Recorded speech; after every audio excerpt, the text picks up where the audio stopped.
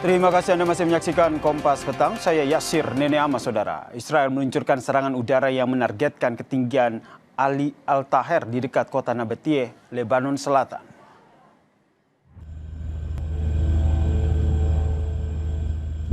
Rekaman video menunjukkan hantaman serangan di lereng bukit dengan kilatan ledakan dan suara dengung yang berputar-putar di area sekitarnya, Saudara. Kantor berita Tasnim Iran melaporkan 3 serangan udara Israel menghantam daerah tersebut, sementara media lokal menayangkan rekaman yang menurut mereka menunjukkan pesawat tempur menyerang daerah antara Ali Al-Taher dan juga Al-Badsah di distrik Nabateeh. Sebelumnya, Saudara, militer Israel mengklaim militernya telah menargetkan apa yang disebutnya sebagai infrastruktur teror Hizbullah di daerah Nabateeh dan Ansar. Serangan ini dilakukan sebagai tanggapan atas laporan penyergapan Hizbullah di punggung Bukit Al-Taher yang menyebabkan 3 tentara Israel terluka parah.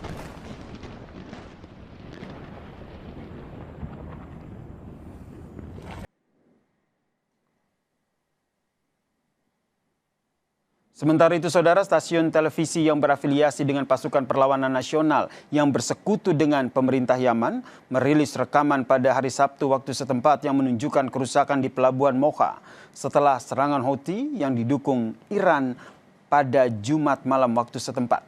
Rekaman tersebut menunjukkan kapal-kapal rusak, gudang-gudang dan juga puing-puing di dalam pelabuhan, di mana militer Yaman mengatakan bahwa Houthi menyerang pelabuhan Mocha di Laut Merah yang berada di bawah kendali pemerintah yang diakui secara internasional.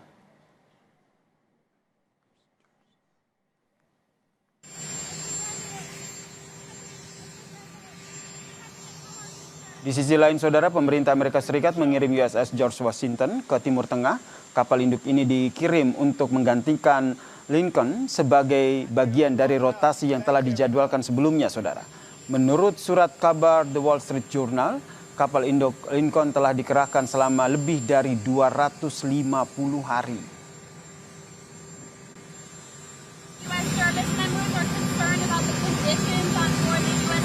Well, no, that ship is moving. No, they're not. That ship is moving right now, or very shortly, and it's being replaced with another very similar ship. No. Not nearly long enough. Thank you, everybody.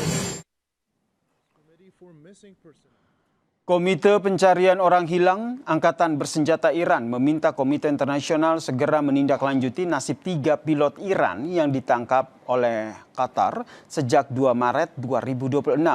Ketiga pilot itu ditangkap setelah 2 jet Iran ditembak saat misi pengemboman pangkalan udara di Qatar. Sementara itu, Saudara, 1 pilot lain meninggal dunia. Iran menuduh Qatar selama 6 bulan mengabaikan hak-hak dasar tahanan dan melanggar konvensi Jenewa, termasuk melarang pertemuan dengan keluarga dan juga pejabat Iran.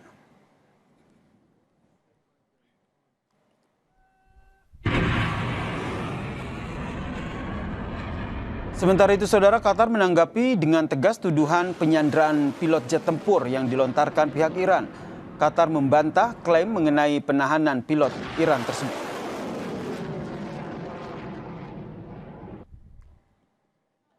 Melalui media sosial X, penasihat Perdana Menteri sekaligus juru bicara resmi Kementerian Luar Negeri Qatar menjelaskan sejumlah hal, Saudara. Yang intinya adalah Qatar membantah tuduhan penahanan pilot Iran dan menyebut pernyataan itu menyesatkan. Qatar juga menyatakan sudah menghubungi para pilot setelah pelanggaran wilayah udara. Qatar pun sudah berkoordinasi untuk menyerahkan jenazah 1 pilot dan mengundang tim Iran pada April lalu untuk berdiskusi.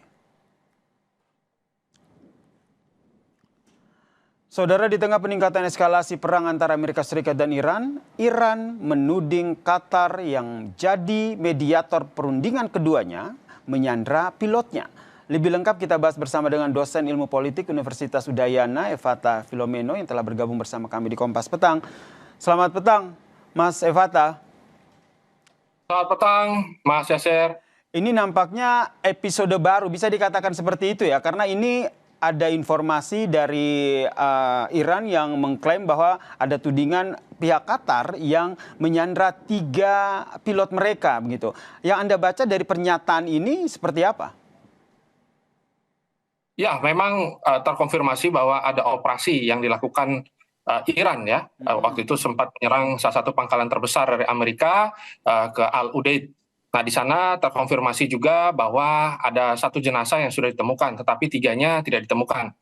Tetapi yang cukup menarik di sini yang perlu kita lihat adalah bahwa apa yang diinginkan oleh Iran ada untuk memberikan daya tawar yang baru.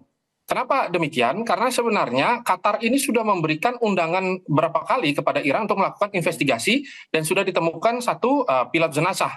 Tetapi pilot-pilot yang lainnya itu tidak dicari sampai hari ini. Nah, kita tahu bahwa batas waktu dalam negosiasi yang diberikan Amerika akan berakhir tanggal 17 Agustus, begitu. Maka dalam detik-detik yang baru ini terlihat sekali bahwa Iran ingin meningkatkan leverage mereka. Dan mereka tahu bahwa Qatar dianggap sangat tidak netral dalam posisi mereka yang sebenarnya harusnya menjadi negosiator yang baik dan benar, begitu. Tetapi kita juga bisa melihat bahwa posisi-posisi yang dimainkan oleh Qatar membuat mereka juga terhimpit ya dalam negosiasi kali ini. Sehingga Anda membacanya apa yang dilakukan oleh Iran ini adalah bagian dari strategi untuk menekan Qatar dalam perundingan ini sehingga lebih memihak ke Iran kah atau seperti apa, Mas Evata?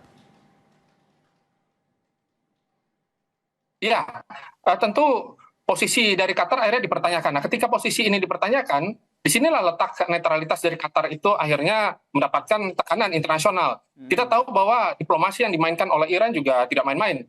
Mereka juga mengerti ya positioning dan cara untuk memainkan persepsi secara internasional.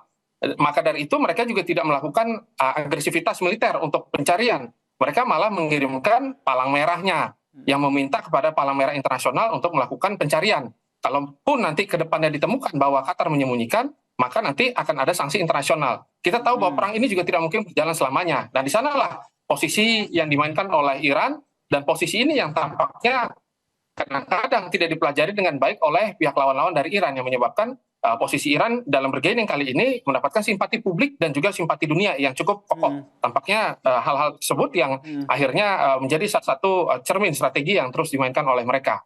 Meskipun soal tudingan ini Qatar sudah membantahnya, Mas Evata. Ini menurut Anda sudah cukup atau memang perlu ada langkah-langkah dari Qatar selanjutnya?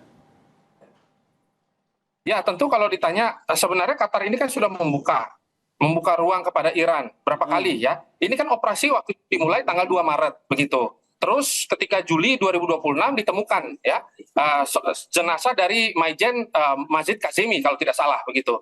Terus di tanggal 15 Agustus barulah Iran melontarkan tuduhan begitu pada Qatar.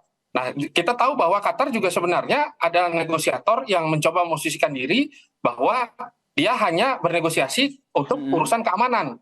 Tetapi dalam posisi bergaining seperti ini, inilah yang menyebabkan nanti ke depannya Qatar ya dan juga langkah-langkah yang dilakukan oleh Amerika itu akan tersendat karena dunia internasional akhirnya sudah melihat bahwa tampaknya perang kali ini secara persepsi, secara kemanusiaan sudah merugikan banyak orang dan Iran akan berada pada posisi terdepan untuk menyampaikan bahwa perang ini memang harus diakhiri.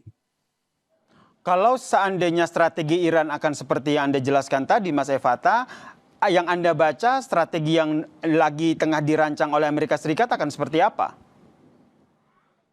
Ya tentu Amerika Serikat dalam posisi tawar kali ini agak sedikit buruk situasinya ya. Kita lihat bahwa USS Abraham Lincoln akhirnya ditarik mundur ya, dan operasi militer yang tidak memiliki tujuan ini juga akhirnya menyebabkan dunia juga cukup panas ya, panas dan juga dingin ya, tidak jelas begitu. Akan tetapi kita bisa melihat bahwa besok ini adalah titik ya bagaimana ke depan gitu agresivitas dari militer Amerika apakah akan semakin luar biasa ataukah tidak. Dan kita tahu sudah ada Liga Arab yang baru. Nah, di Liga-Liga Arab ini nanti ke depannya akan menjadi pemain tunggal ya untuk menggantikan posisi Israel.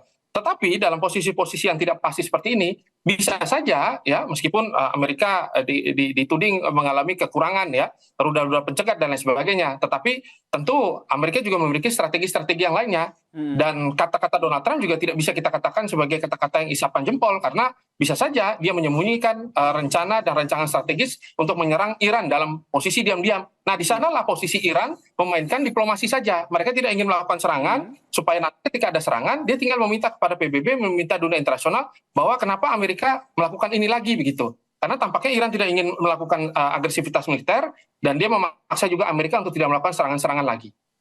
Nah, terakhir kalau kita lihat kan rentetannya atau runutannya, Iran juga nampaknya merubah strategi militer mereka, menyampaikan lewat IRGC bahwa penyerangannya akan meluas begitu.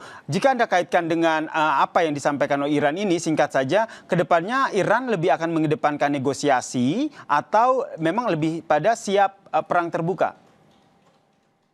Ya, untuk perang terbuka tentu mereka siap. Tetapi apakah ini jadi pilihan? Tidak. Mereka akan memainkan proksi saja. Kita tahu bahwa proksi ini akhirnya membuat Arab Saudi juga kebakaran jenggot, ya, dan juga negara-negara Timur Tengah akhirnya juga kebingungan begitu. Baik. Kita tahu bahwa sampai hari ini serangan dari Israel ke wilayah-wilayah Palestina, ya, ke wilayah-wilayah Suriah, ke wilayah-wilayah dari Lebanon juga masih terjadi begitu. Maka kita juga tidak bisa melepaskan variabel-variabel serangan-serangan tersebut yang menjadi salah satu strategi